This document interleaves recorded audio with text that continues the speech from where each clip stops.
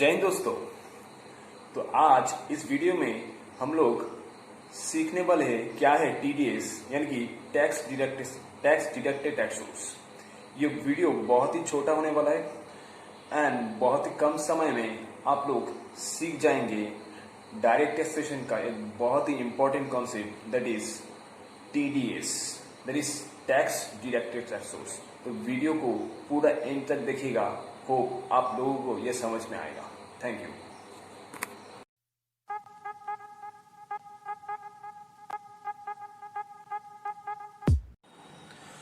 तो आइए देखते हैं क्या है टीडीएस यानी कि टैक्स डिडक्टेड टैक्स सोर्स। तो इससे पहले टीडीएस समझे एक बार हम समझ लेते हैं कि टैक्स कौन सा बेसिस में पेमेंट होता है एंड कौन सा डेट में या फिर कौन सा ईयर में पेमेंट होता है। तो ये नॉर्मल केसेस है, that is other than TDS और एडवांस टैक्स। तो सपोज मैं एक सैलरी एम्प्लॉयड हूं, ठीक है, मेरा इनकम है सैलरी का इनकम।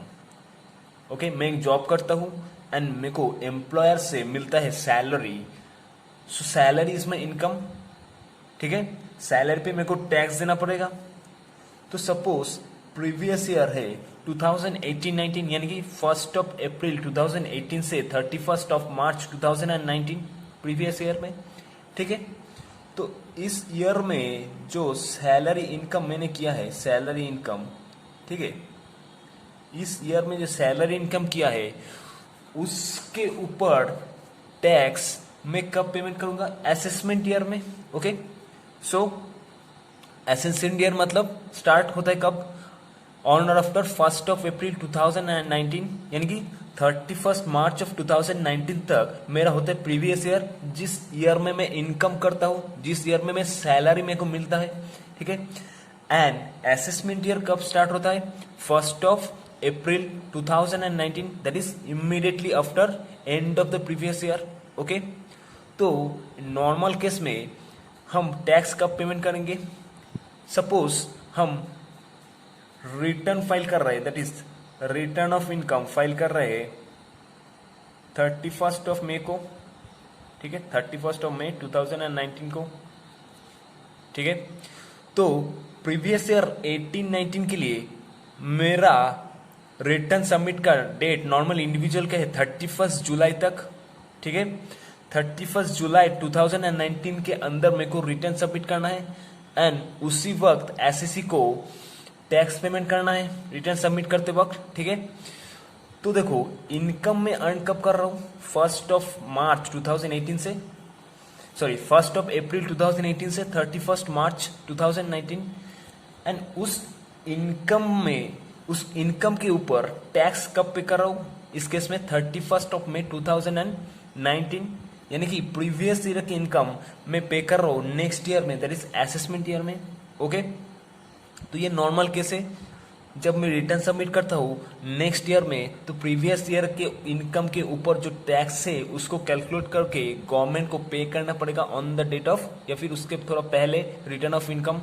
जब रिटर्न ऑफ इनकम सबमिट करूंगा उससे पहले मेरे को टैक्स पे करना पड़ेगा नॉर्मल केस में, ठीक है। तो अब गवर्नमेंट ने एक स्कीम चालू कर दिया TDS, that is tax deducted tax source, तो बहुत सालों से जो चलता आ रहा है, ठीक है। तो ऐसा क्यों किया? यानी कि नॉर्मल केस में हमने देखे थे प्रीवियस ईयर का इनकम मैं पे कर रहा हूं असेसमेंट ईयर में। तो गवर्नमेंट ने सोचा कि जो इंडिविजुअल है यानी कि जो टैक्स पेयर है वो टैक्स इवेशन बहुत करता है। यानी कि क्या पता प्रीवियस ईयर का जो इनकम है वो असेसमेंट ईयर में जाके वो गवर्नमेंट को टैक्स पे ना करे या फिर टैक्स कम पे करे। इसको बोलते हैं टैक्स इवेशन, टैक्स को चोरी करना। तो इस टैक्स चोरी करने को रोकने के लिए एक स्कीम लाया गया बहुत साल पहले, उसको बोले है TDS, that is tax deducted tax source. मतलब प्रीवियस ईयर में जब एसएससी इनकम अर्न करेगा उस ईयर में ही गवर्नमेंट को टैक्स देना पड़ेगा, ठीक है। तो देखो टीडीएस का स्कीम क्या है? टीडीएस का स्कीम, सपोज तुम एक सैलरी एम्प्लॉय हो, ठीक है, तुमको सैलरी मिलता है एज ए इनकम। अब पेयर ऑफ इनकम कौन होगा यहाँ पर? एम्प्लॉयर। जो इनकम तुमको दे रहा है वो है पेयर ऑफ इनकम, ओके। जिसको इनकम मिल रहा है दैट इज पेई, ओके। पेई ऑफ इनकम, जिसको इनकम मिल रहा है यानी कि तुमको सैलरी मिल रहा है, तुम हो पेई ऑफ इनकम, ओके। तो पेयर ऑफ इनकम जब पेई ऑफ इनकम को सैलरी पेमेंट करेगा तो सैलरी के केस में कुछ कंडीशन है सेक्शन 192 में, वो कंडीशन अगर फुलफिल होता है तो यह पर करना पड़ेगा टीडीएस का प्रोविजन, यानी कि tax deducted at source, okay. तो पेयर ऑफ इनकम यानी कि जो पे कर रहा है इनकम एंड पेई ऑफ इनकम, जिसको पे करता है इनकम, उसको इनकम पे करते वक्त पेई का जो टैक्स लायबिलिटी होता है वो पेयर उससे डिडक्ट करके नेट टैक्स पेमेंट करेगा। एक एग्जांपल से समझते इसको, जैसे मैंने बोला था एम्प्लॉयर, ठीक है, सपोज एम्प्लॉयर है मिस्टर एक्स, ओके, पेमेंट कर रहा है सैलरी किसको, एम्प्लॉय को, तो उसको क्या देना पड़ेगा, काटना पड़ेगा टीडीएस। सपोज यहाँ पर सैलरी है 30,000,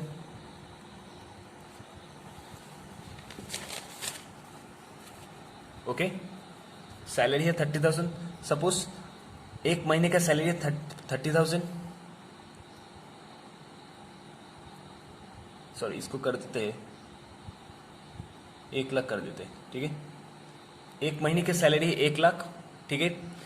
अब सपोज इसके ऊपर एक सेक्शन 192 में कोई स्पेसिफाइड रेट नहीं है, ठीक है, तो एवरेज रेट ऑफ टैक्स होता है। सपोज इसके ऊपर उन्होंने 5% करके टीडीएस काट के दिया है, ठीक है, तो ये हो जाएगा 5,000, ओके, ठीक है। तो एम्प्लॉयर जब हर महीने एम्प्लॉय को सैलरी देगा दैट इज इनकम पे करेगा, ठीक है, उससे जो टैक्स लायबिलिटी यानी कि टीडीएस में फॉर्म में जो टैक्स होता है वो काट के नेट पेमेंट यानी कि 95,000 पे करेगा किसको, एम्प्लॉय को, ठीक है।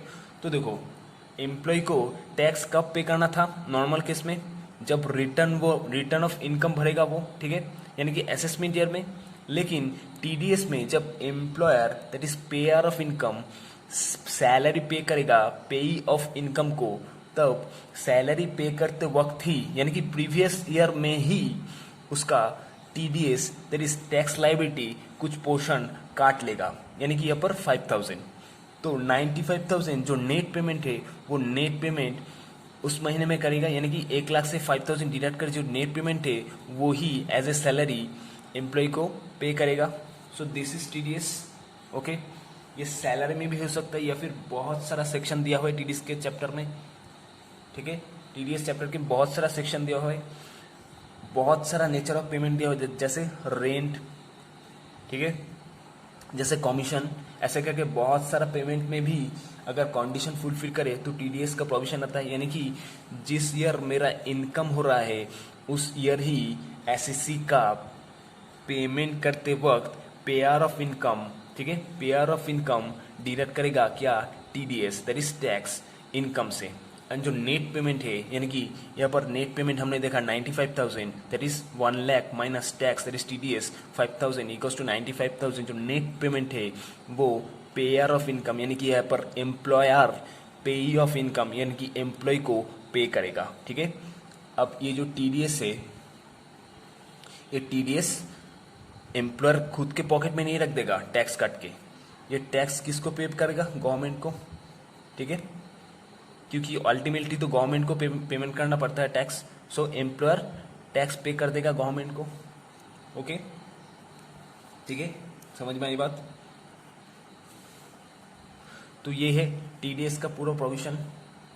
एक बार फिर से मैं बोल दे रहा हूँ, नॉर्मल केस में क्या होता है, प्रीवियस ईयर में इनकम होता है, ठीक है, प्रीवियस ईयर की इनकम होता है एंड एसएससी असेसमेंट ईयर में जाके यानी कि नेक्स्ट ईयर में जाके जब रिटर्न सबमिट करता है रिटर्न ऑफ इनकम, उस वक्त टैक्स पे करता है, यानी कि प्रीवियस ईयर का इनकम का जो टैक्स है वो पेमेंट होता है नेक्स्ट ईयर में। लेकिन गवर्नमेंट ने टैक्स इवेशन यानी कि टैक्स चोरी को रोकने के लिए एंड टाइमली टैक्स पेमेंट के लिए एक प्रोविजन लाया टीडीएस का, टैक्स डिडक्टेड एट सोर्स, जहाँ पर पेयर ऑफ इनकम जब पेई ऑफ इनकम को पे करेगा इनकम, तो जो प्रीवियस ईयर में उस प्रीवियस ईयर में ही टैक्स डिडक्ट करके जो नेट इनकम है वो पे करेगा। जैसे मैंने देखा था यहाँ पर 5,000 डिडक्ट करके जो 95,000 नेट इनकम है वो पे कर रहा है एम्प्लॉय को, ठीक है। This is called TDS, okay. And ये जो 5,000 यहाँ पर employ that is payer of income, pay of income से डिडक्ट कर चुका है, वो खुद के पॉकेट में नहीं रहेगा, वो गवर्नमेंट को पे कर देगा within due date, okay. Hope आपको समझ में आया। और एक लास्ट चीज इसमें है जो समझना है इसमें, वो है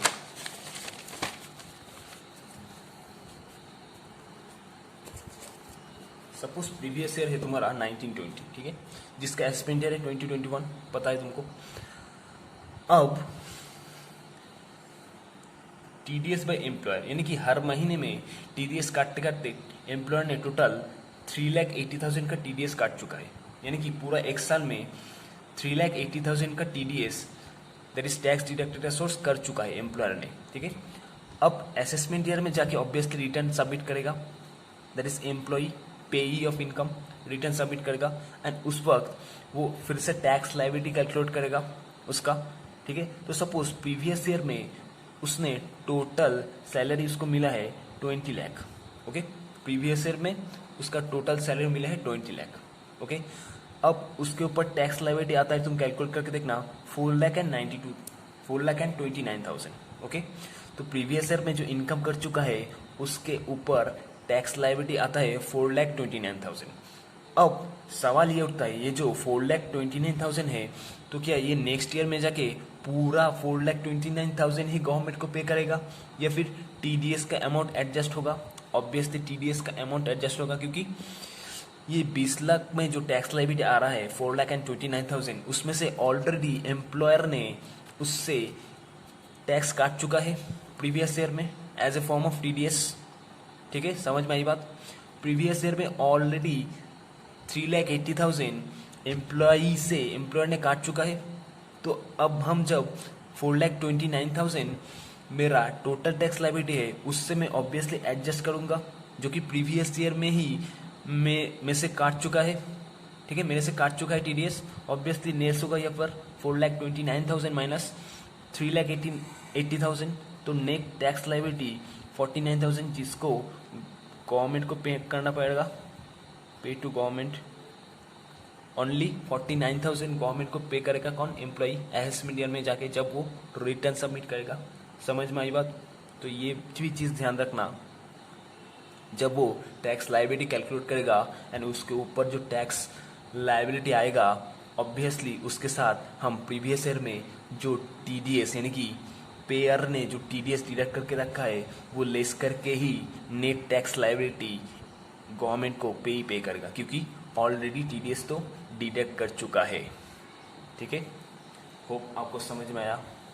चैनल को अगर नहीं सब्सक्राइब किया हुआ तो जल्दी सब्सक्राइब कर लीजिए, बहुत सारा वीडियोस आने वाला है टैक्सेशन के ऊपर, ठीक है। And friends, senior and junior के साथ भी शेयर कर दीजिएगा। थैंक यू फॉर टुडे, फिर मिलेंगे अगले वीडियो में।